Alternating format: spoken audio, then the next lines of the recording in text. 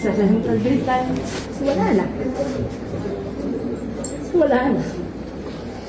Yung batang mahirap.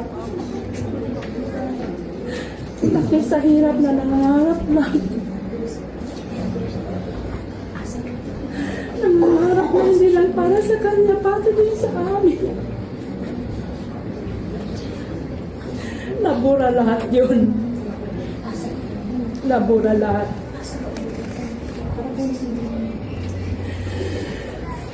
Kaya, masakit talaga. Sakit.